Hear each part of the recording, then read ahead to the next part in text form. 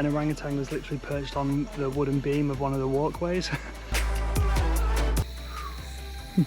That's my amazing impression. Don't Everyone knows what I'm talking about. You don't even need words at that point. I was like, missing binoculars? We don't have binoculars. Binoculars. Binoculars. We're in Borneo and we're going to be exploring this incredible island which we've never been to before for about the next 10 days. We are honestly so excited for all the amazing animals we're going to see, the nature here, everything from rainforest to islands. Yeah, we didn't even realise there's islands here, so we're excited to explore everything, and we're going to start this off. We're staying in Sandakan, but we've come to Sepilok and we're going to go to this Orangutan Sanctuary. The first thing you do is got to see some orangutans. Of course. It was 30 ringgit per person entry, and then you have to pay per camera. So we've got our GoPro and we've got a camera here, so that's an extra 20 ringgit. Well, 10 ringgit per camera. Yes. I don't think phones count though. Hopefully not. Hopefully not. And you can't bring a bag in, you can't bring any water or anything like that. You leave everything in a locker. You don't have to pay for the locker though, which I was quite surprised at. Now we're in and we're going to take a little walk around. There's a feeding, I guess the orangutans are going to have some breakfast in about half an hour or so. Yeah, I think 30 minutes. So we'll have a little walk around in the meantime and find out some information about this place for you.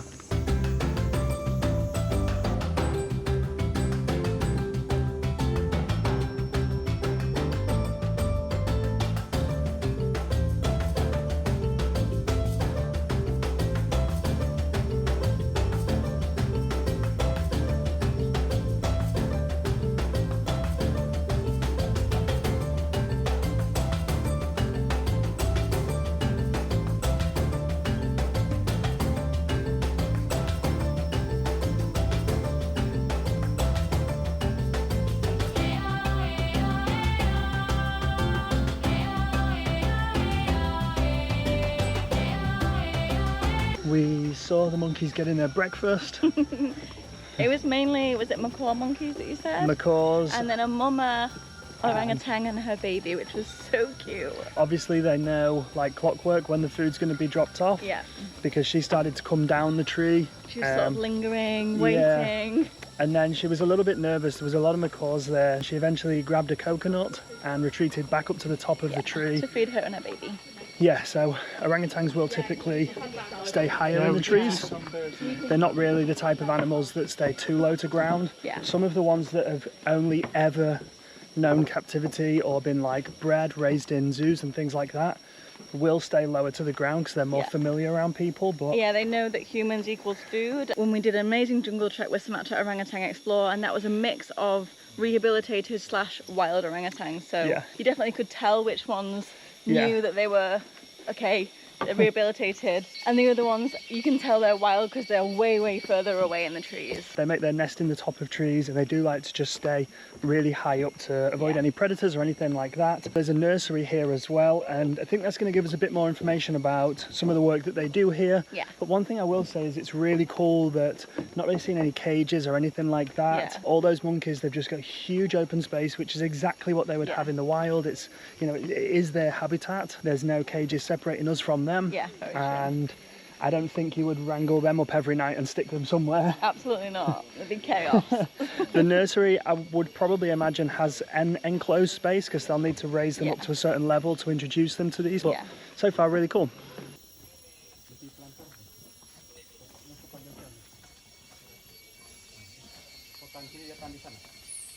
Just as we were talking about there being no cages and there being a completely sort of like open space for these monkeys, an orangutan was literally perched on the wooden beam of one of the walkways. So yeah, they definitely are not enclosed here, which is really nice to see.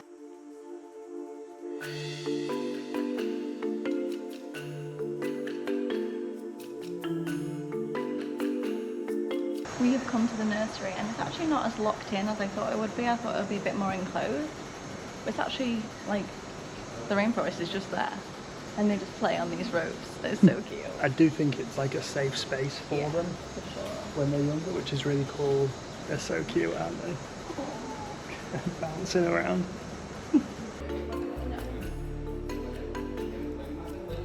It's super cute seeing the babies, the younger orangutans, the mamas all playing together and living together in the nursery. And on the wall it gave a little bit of information about some of the orangutans that they'll bring into the sanctuary here. So they will bring in orphaned orangutans. They could be ones who've lost their parents due to poaching, or maybe impacted by deforestation, you know, any number of ways, but they will bring them in here. Obviously, as an orphan, they won't have a parent to learn how to find food, how to build a nest, all the general things that they need to survive. So they will teach them things here, and then they'll slowly reintroduce them into the other unit where we saw them getting fed and things like that, and hopefully help to grow the population of orangutans, which is an endangered species, and just try kind of help get those numbers up.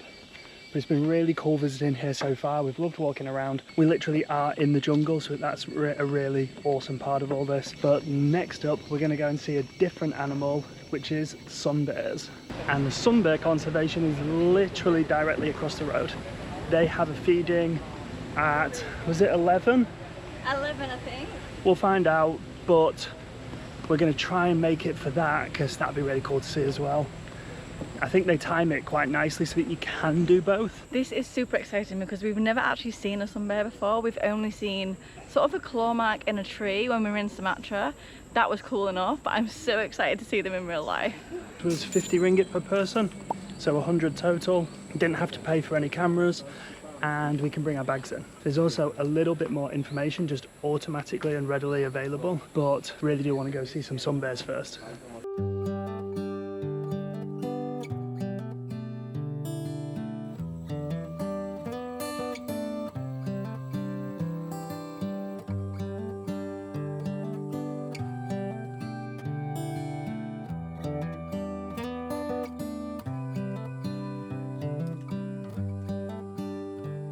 When a sun bear first arrives here, they'll be given like health checks, and they'll do deep dives to make sure that they're okay, got no diseases, anything like that.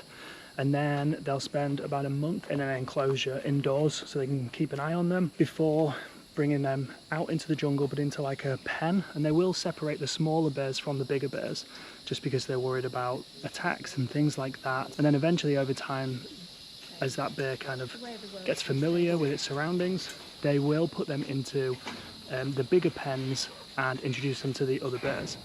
There's also an indoor nighttime enclosure which is open, and at night the bears can go in there and sleep in there if they want. Some other bears will just stay outside the whole time, and those bears that kind of build nests and just decide to live in the jungle then become candidates to be reintroduced into the wild. Obviously quite a popular place as well. It's really interesting. On the board over there's a little bit of information about each of the bears that are in this rehabilitation centre and all their names, where they came from. It's really sad reading about some of it because some of them came from captivity, were kept as pets or in cages, which is honestly devastating, and others were bought by people to bring them here to actually rehabilitate them because the way they're treated in some places, not okay. Really does break your heart reading some of them stories. Yeah, it really does. It's also really amazing seeing that some of them have been released back into the wild, so they are at least helping and doing their part. Right now I am measuring my hand versus the paw of a sun bear, and it's not that far off. Probably including the nails, which are massive, seeing them rip open them bananas. They've got it down to a fine art, like rip it and then just flick a banana in their mouth. It's so easy for them as well. So yeah, do you want to try yours? Their hands are a little bit bigger than mine, I think. Well, their hands are similar. Actually, their thumb's big. If this is a thumb, yeah, it's big. Sure. Aww. It's been so good learning more about them as well. Yeah, that is really cool. And there's a bit of information that we breezed past on the way in because we just wanted to go and see the sun bears. So now we're going to learn more about how the bears get here.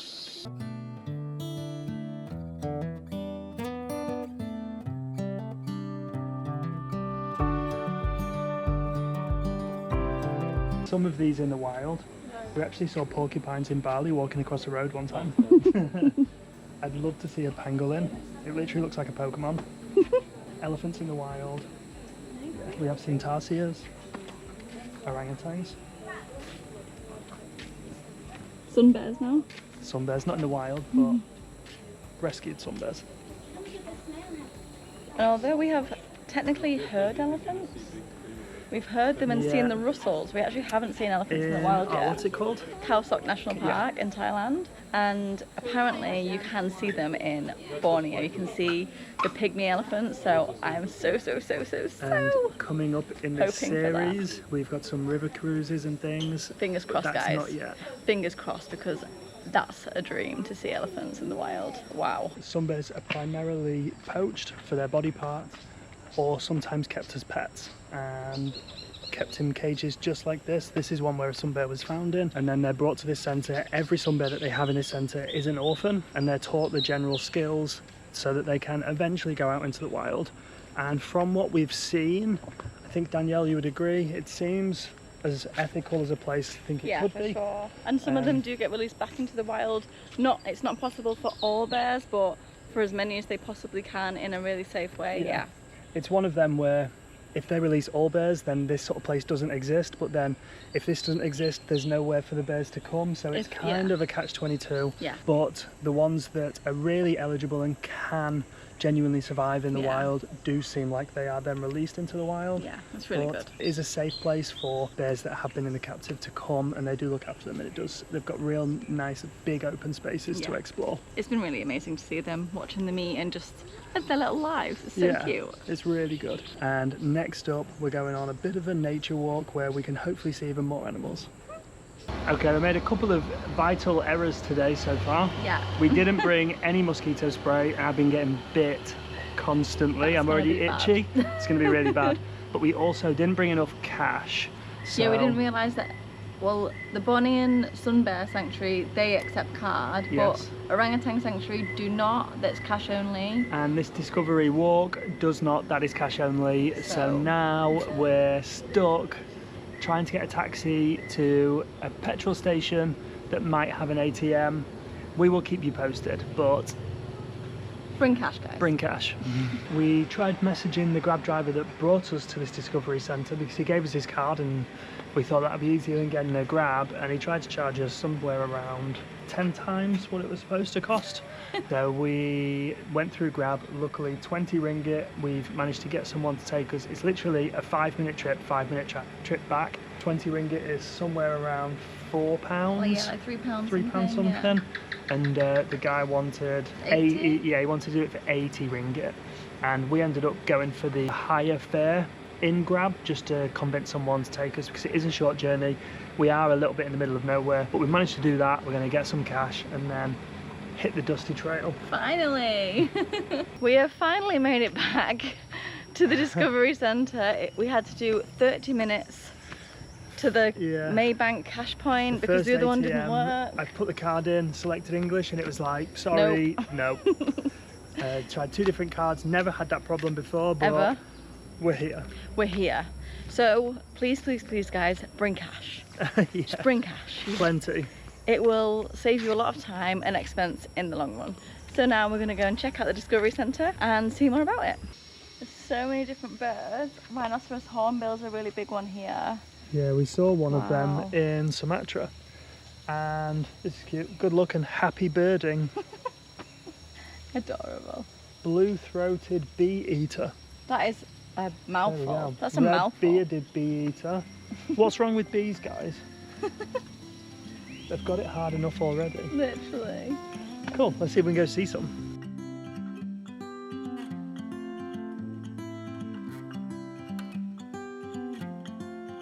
Oh no. I've got no shoes on because my flip-flops are hurting me. She's embedding in some new flip-flops on a day like today. Oh no. Here, you're going to need your flops, aren't you? I'm going to need them. So we are entering into the Skywalk now. Going to just go for a little wander. It does just seem like the sort of place you literally do just walk around and see what different potential monkeys or birds, little animals that you can see. This was 70 ringgit for both of us. Yeah, was it? Or 60? No, this was 60 ringgit for both of us, so 30 ringgit per person. And so far it looks like this probably has the most things that you can do, or is one of the larger areas where it takes a little bit longer to walk around. So yeah, it looks like you might be able to see gibbons here. With the little white faces. The fastest mammal in the forest. Heck. Interesting.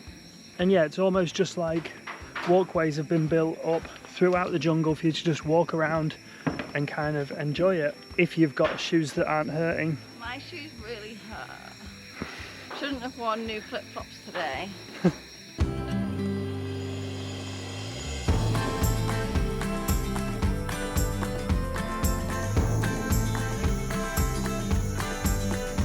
We saw this one. I think so.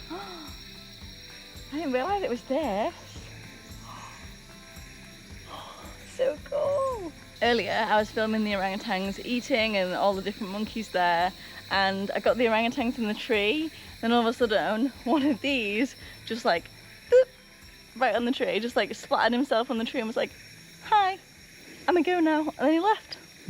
It's really cute. So that looks like the black flying squirrel. And if you haven't seen it, I'm sure there's like videos online of a guy like holding his hand out like this, and these little squirrels like coming towards him like. That's my amazing impression. Everyone knows what I'm talking about. You don't even need words at that point. Everyone knows.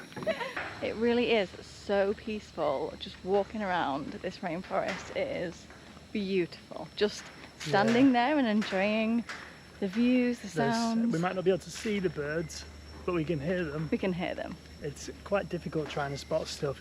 That's one reason. You would need binoculars probably. Yeah, and it's quite good when you come with guides sometimes because they're better at knowing the different tracks and things. Yeah, very true. But we really are trying our best to find you as many animals as we can. We are trying. I mean, these things have evolved over millions of years to like avoid detection. Very true. So us as non-bird watchers or animal spotters, or not anti-binoculars. We're not against binoculars.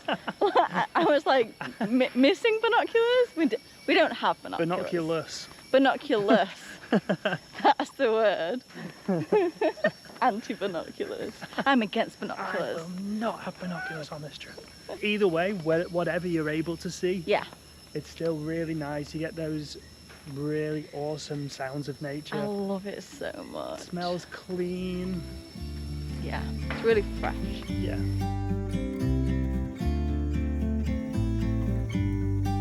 We're gonna go across this suspension bridge. It looks low. It looks really low. So, wanna go first? Oh, he's sending me first, okay.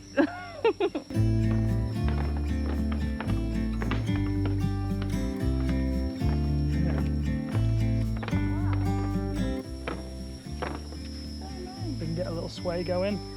Small sway, small sway. But wow, this is so nice.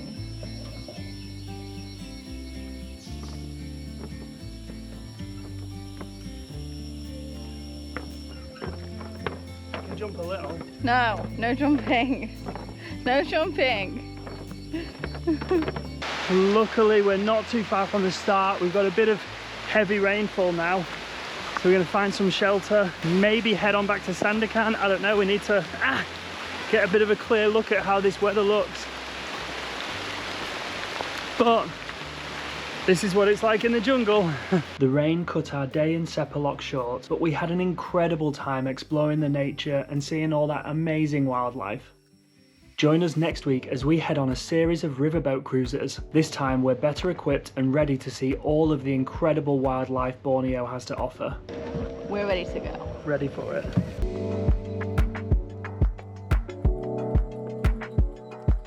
Will we find all of the famous Big Five of Borneo?